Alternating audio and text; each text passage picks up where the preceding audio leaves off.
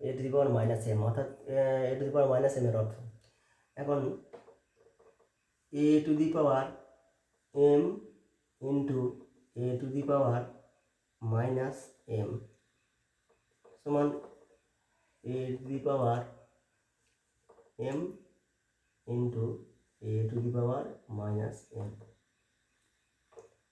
এখন বা ধরলাম A to the power M গণিত A to the power minus M সমান এই গুণের সময় পাওয়ারগুলো যোগ হচ্ছে, তাহলে A to the power M minus M, অর্থাৎ A to the power M গণিত A to the power minus M সমান এ টু দি পাওয়ার 0। আমরা জানি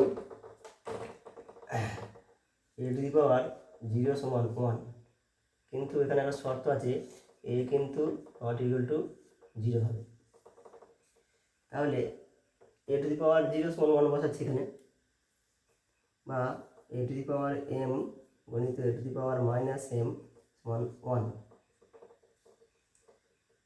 এবার কী করতে পারি, এটাকে নিচে নিয়ে যাবো, এর মানে এরকম হতে পারে এটা।